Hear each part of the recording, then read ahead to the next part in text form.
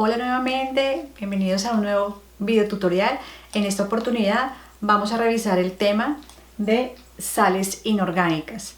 Entonces, de acuerdo con lo que vimos los videos anteriores, en el cual tomamos los temas de óxidos, hidróxidos, ácidos y lo más importante, todo lo que tiene que ver con su nomenclatura, vamos a retomar todo eso para llegar a una de las funciones más importantes de la química inorgánica, que es el tema de las sales.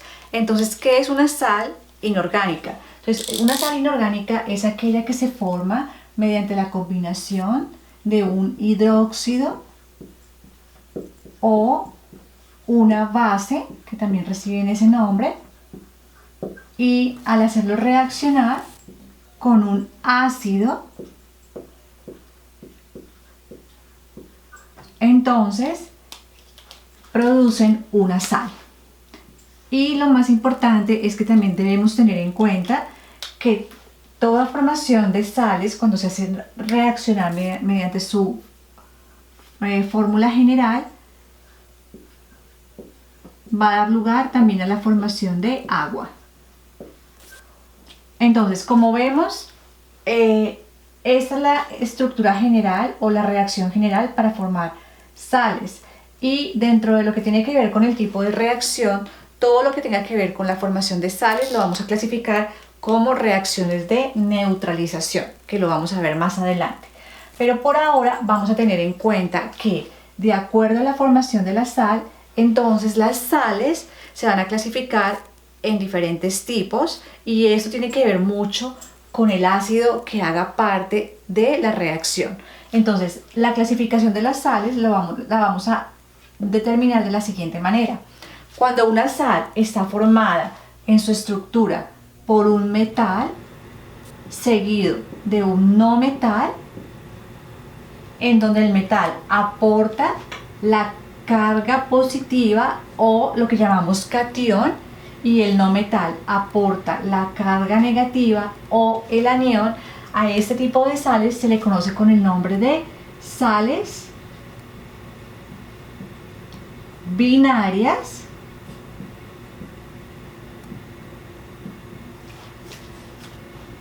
y también reciben el nombre de sales aloideas. Entonces tengamos muy en cuenta que siempre que tengamos un metal seguido de un no metal, estamos hablando de compuestos que se clasifican como sales. El segundo tipo de sal tiene que ver con la siguiente estructura, y es cuando está el metal seguido nuevamente del no metal, pero ahora además lleva oxígeno. Entonces vamos a determinar aquí quién estaría aportando la carga positiva y quién estaría aportando la carga negativa. En este caso, de igual manera, el metal aporta la carga positiva, y a toda esta parte que hace parte del no metal con el oxígeno lo vamos a encerrar en un paréntesis, porque todo esto nos va a aportar la carga negativa. De esa manera seguimos cumpliendo la regla de que la suma de los estados de oxidación debe dar 0.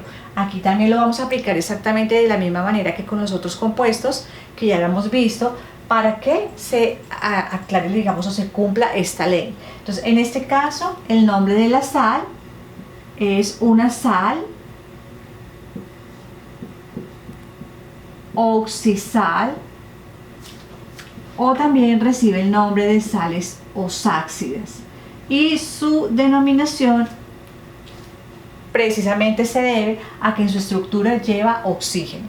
El tercer tipo de sal que vamos a ver en este caso son sales que de igual manera llevan el metal, pero se diferencian de las anteriores en que seguido del metal lleva un átomo de hidrógeno o dos átomos de hidrógeno, dependiendo del tipo de sal que vamos a formar, seguido del no metal. O también pueden haber aquellas donde está el metal seguido del hidrógeno, luego viene el no metal y por último el oxígeno. Entonces, para cualquiera de ellas dos, entonces la denominación son sales ácidas.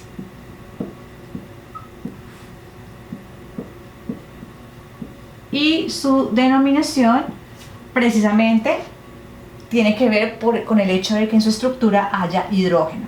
Para determinar la carga vamos a tener muy en cuenta, en el caso de las sales ácidas que están formadas solamente por el metal, el hidrógeno y el no metal, que en este caso el metal va a aportar o sigue aportando la carga positiva, y lo que haría parte de la carga negativa sería la unión entre el hidrógeno y el no metal, al cual le vamos a colocar la carga negativa o anión. De igual manera, aquí vamos a ver exactamente lo mismo. Entonces aquí sigue aportando la carga positiva el metal, y dependiendo del tipo de sal que vayamos a formar, entonces el resto, digamos, de los átomos que hace parte de la estructura aportarían la carga negativa. Entonces eso tiene que ver con sales ácidas. El cuarto grupo de sales tiene que ver con aquellas en las cuales hay en su estructura el metal, el grupo oxidrilo, seguido del no metal. O de la misma manera que lo vimos anteriormente para las ácidas, tendríamos el metal, el grupo OH o grupo oxidrilo, el no metal y el oxígeno. Entonces aquí la clasificación tiene que ver con sales que reciben el nombre de sales básicas. Entonces, y ya por último, el quinto grupo de las sales, que también es muy importante, son aquellas en las cuales existen dos metales. Entonces, cuando existe el metal, entonces lo vamos a llamar metal 1, y aquí lo vamos a llamar metal 2. Entonces, al igual que en el primer caso, puede terminar al final con un no metal. Y de igual forma tenemos metal 1, metal 2, no metal y oxígeno. Entonces, para cualquiera de los dos casos, la clasificación de ellas son sales dobles. Estos son los 5 grupos de sales que vamos a tener en cuenta para poder profundizar en cada una de ellas.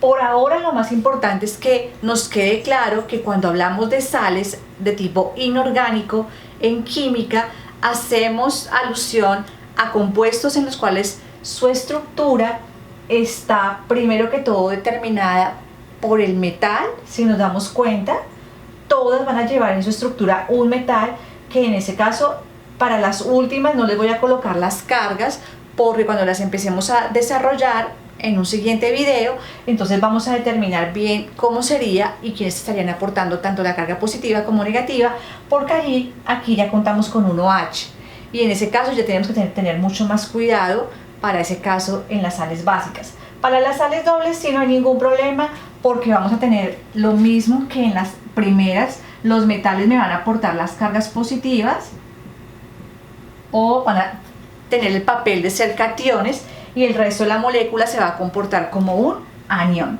o van a aportar la carga negativa. Entonces tengamos en cuenta, las únicas que les voy a dejar pendientes son estas, las sales básicas, para luego determinarlo con los ejemplos y que nos quede más fácil de entender. Entonces esos son los grupos que vamos a tener en cuenta, y por ahora vamos a dejar el video para que no lo hagamos tan largo y no nos vayamos a confundir, porque la idea es retomar cada una de ellas con sus respectivos ejemplos, y les voy a dejar un taller de apoyo en cada grupo de sales para que lo desarrollen, y cualquier cosa me dejen sus comentarios y sugerencias para poderles seguir ayudando mediante ejemplos. Y lo más importante es que tengan apropiación de cada grupo, pero que sea secuencialmente, para que no vaya a haber confusión con cada grupo de ellas.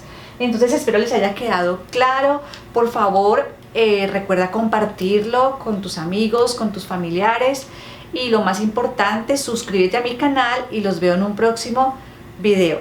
Bye.